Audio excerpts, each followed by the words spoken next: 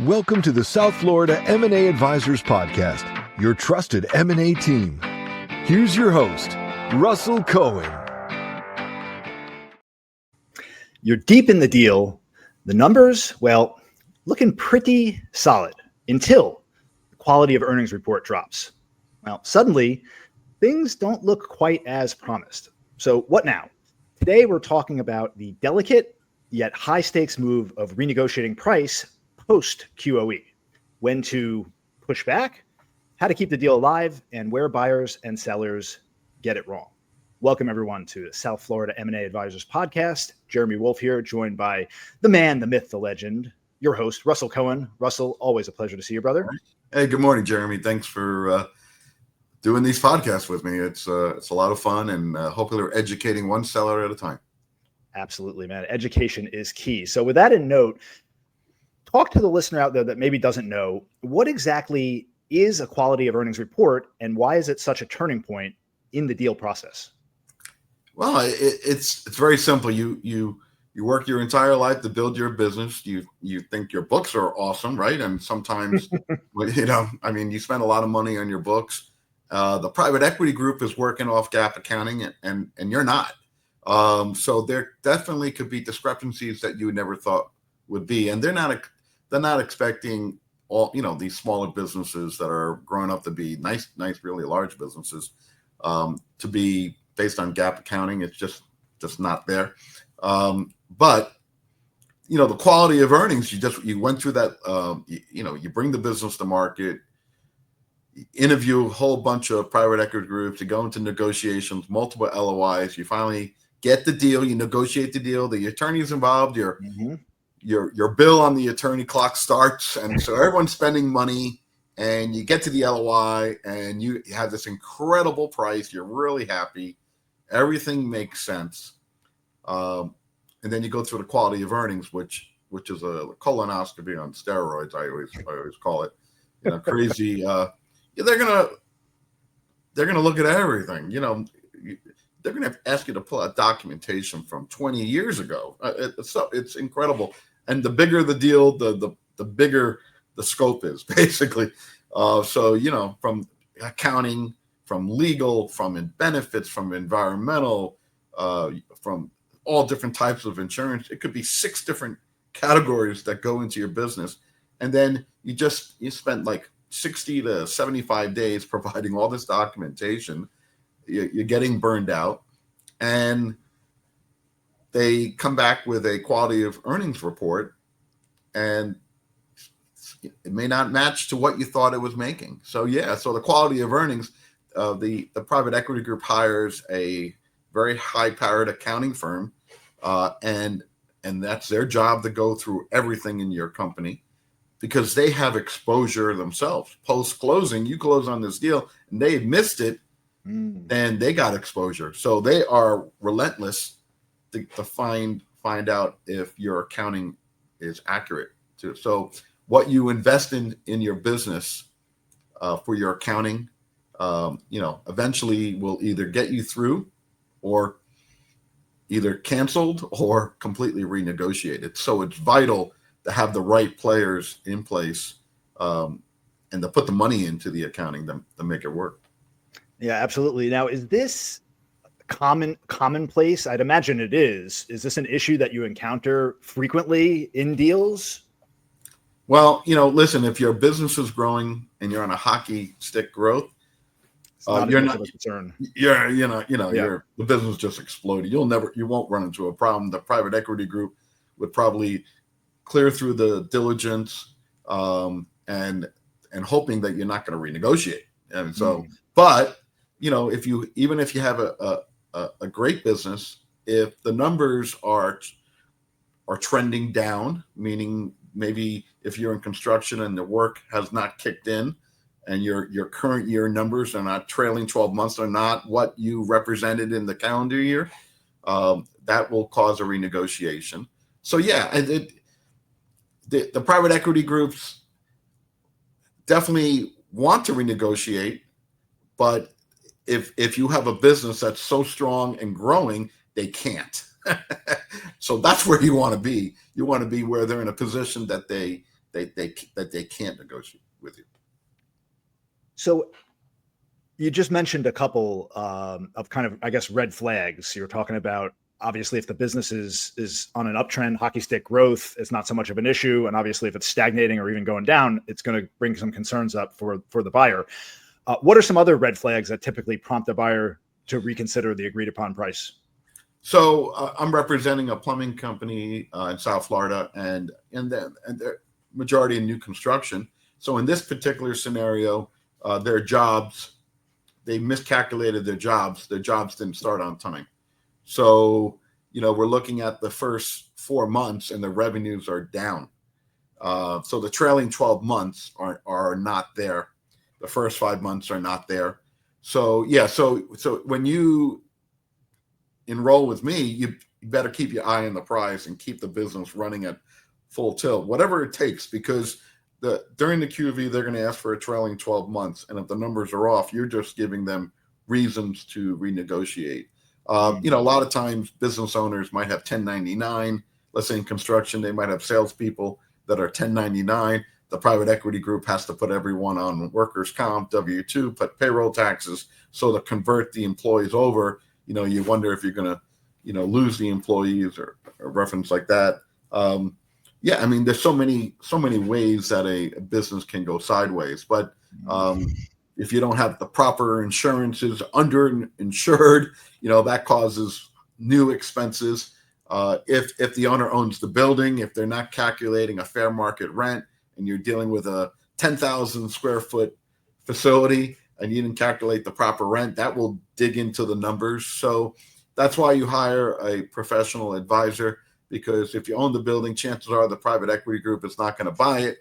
They're going to rent it. So you got to put a regular rent in there. So, I like, if I have an open-minded seller, I like to bring in a fractional CFO to go through their books, just so we kind of know what we're walking into. I see the P&Ls. I see it very clean, but I'm not a CFO and I'm not an accounting expert.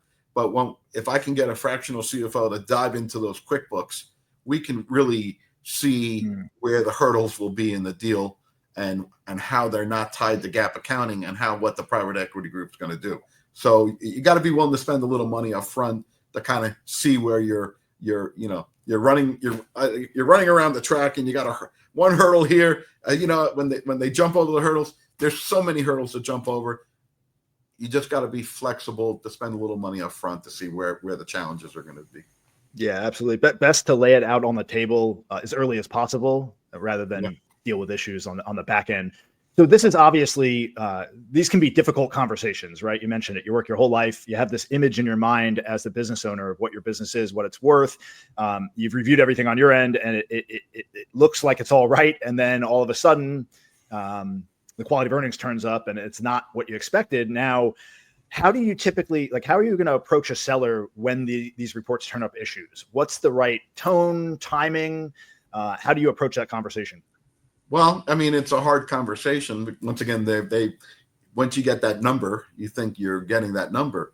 So it becomes who wants it more? In this scenario where I'm working on my current deal, we know that this private equity group, this is their first entry.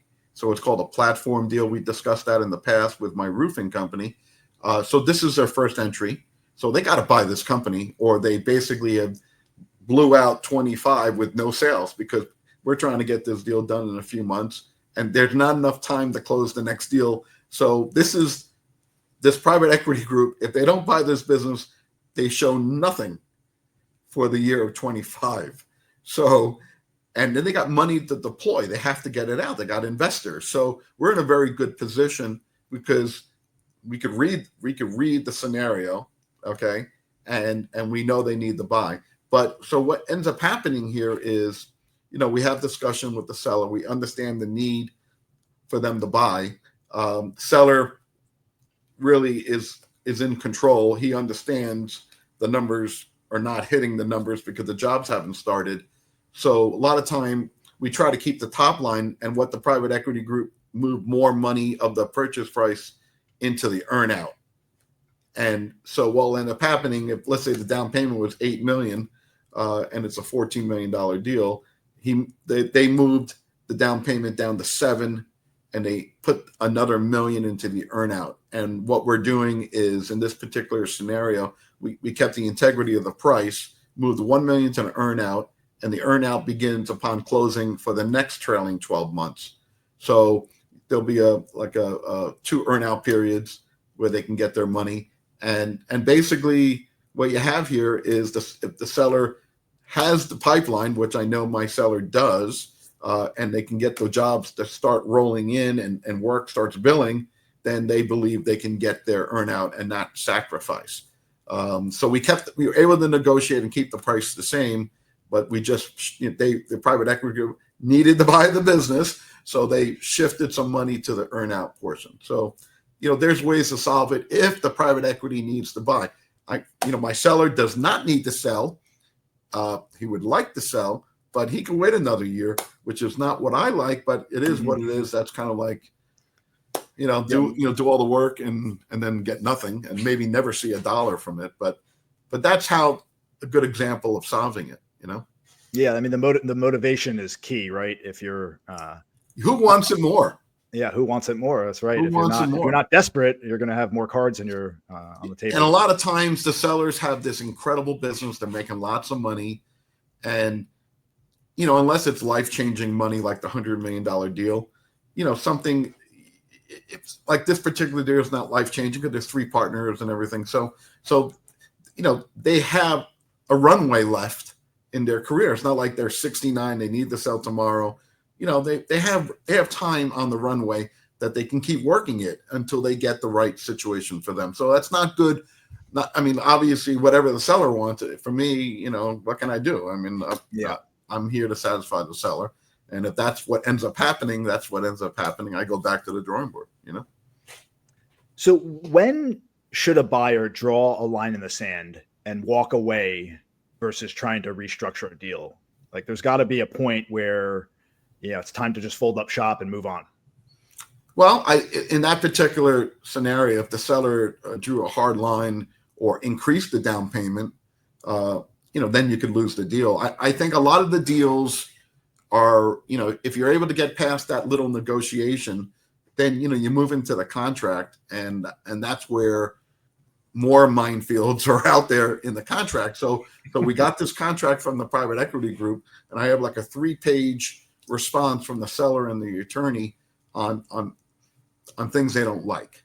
And it's kind of like a 30,000 square foot view. And if we can't get past this, the seller doesn't want to, keep the tab going for the attorney bill. So he's kind of like drawing a line in the sand because, there's a lot of parts on an LOI that never really get to the seller because it's so many nuances and it all shows up on the contract. So I try to educate the seller way in advance, because a lot of times if it doesn't show up in the LOI, we can put it in the LOI, but if it doesn't, then I try to make them aware of what's coming in the contract, basically.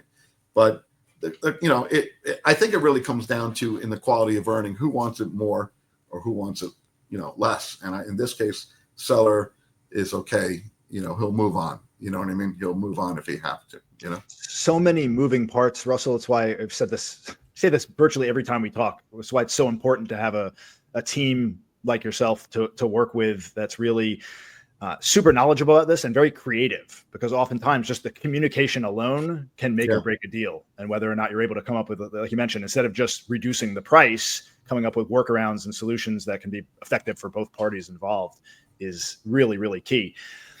Let's talk a little bit about prevention. You mentioned bringing in a fractional CEO. Let's look a little bit earlier on in the process. What can sellers do? Talk to somebody out there that maybe is not even ready to sell yet, but they know they're going to be selling in the future, 3, 4, 5 years down the road, maybe even 10 years down the road. What are some of the things that you can do early on in the business to set the stage so that when it comes time to sell, you can avoid these surprise QOEs in the first place? Yeah, it's obviously, don't be the legend in your business. Try to pull yourself away from the business and have that management team that is, there for you, that will, be there for the next owner. Obviously, the original owner is going to stay on for a couple of years, but eventual exit. So kind of prep one person in that team to be the next, key person. So definitely have some key people. Do not be the legend in your own business. Invest in accounting. Make sure you got the right CFO that really understands QuickBooks or understands the construction in this or any business that you're in. If you got a professional CPA, your CPA can probably tell you if your bookkeeper is A, B, or C. Make the investment in the A, because then you'll really be backtracking, and it's good. Companies of this size, you got to be looking at your balance sheet and your financials. You got to be looking at it all the time. So you can't run a company of that size without knowing what's going on. So if you're not, you're running by the seat of your pants. But you really have to make the investment. So you got a CFO, or if you're going to outsource it, get an outsource accounting company that's going to do the QuickBooks and really take control of the books. There's companies out there. They act like a controller, but it's a lot less than $125,000 to really run your books and everything of that nature. So accounting is very important. Get your insurances in place. Make you have all insurances. Make sure you're offering benefits, because the private equity groups have benefits. Make sure you're in compliance with what's going on. Your I-9s, all that stuff. Don't have any illegals. It's endless how people cut corners in business. But as they get bigger and bigger, they realize what they were 10 years ago is they can't run the business. But the books and records are vital. If you don't own the property, that's fine. Get a long-term lease. Try to see if you get off the guarantee. That's important.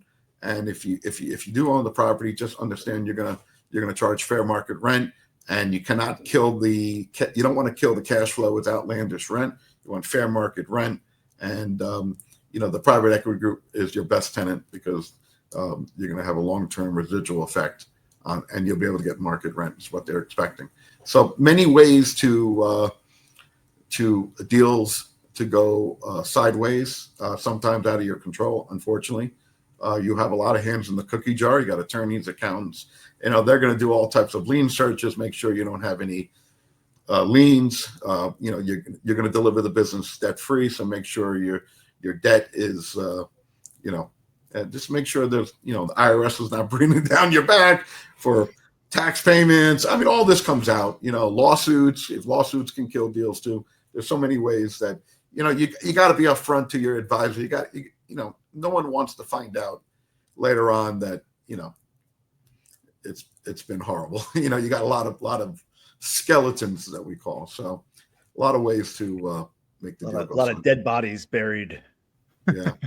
And this past deal that we're working on, when we took the LOI, the private equity group came in with a four times multiple of the EBITDA. Okay, so they really didn't put a price on it, but we knew the EBITDA was like 3.5, and so we knew we were getting a $14 million deal. But I'm not an expert in M&A, and it was I kind of felt like it was a setup to get renegotiated, because by the time you go through the quality of earnings, sometimes you don't hit that 3.5 because of the GAAP accounting and how what they see as the EBITDA. And that sparked the renegotiation. Next time or in the future, I'll never tell a seller to accept a multiple of EBITDA. We need a price. What is the price?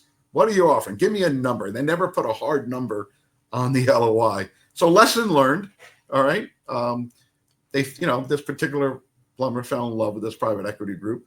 We had offers for 90% cash, and the seller wanted that earnout. They wanted the rollover equity. He had a son in the business, so he wanted the son too. They wanted the whole kit and caboodle, as they say. I brought him cash, 90%, 95% cash offers. He went with an offer I never thought he would take, and it was influenced because the son has another 25-year runway, and he wanted to make sure that he would have a piece of the action going forward. So and that's fine. But I just want to give a lot of choices, and these business owners are adults. They'll make their own decision. They'll pick what's right for them. You could only lead a horse to the water. You can't make him drink, right? Yeah, I mean, looking back, listen, we had a 13.5 million in cash, but it's scary. By the time you unwind what you're getting down, by the time you pay a commission, you pay capital gains, there's multiple holdbacks in the deal. And by the time you look at the closing statement, you're like, well, maybe I made a mistake by, earnouts and rollover equity. And that's what I'm trying to avoid, where the seller gets scared at the end, Yeah. Okay. Russell, before we wrap up here, I want you to give one piece of advice for buyers and one for sellers that are entering into the QOE stage. What would that be? Well, I mean, these buyers are professional buyers. This is what they do all day. They look at 700 companies a year.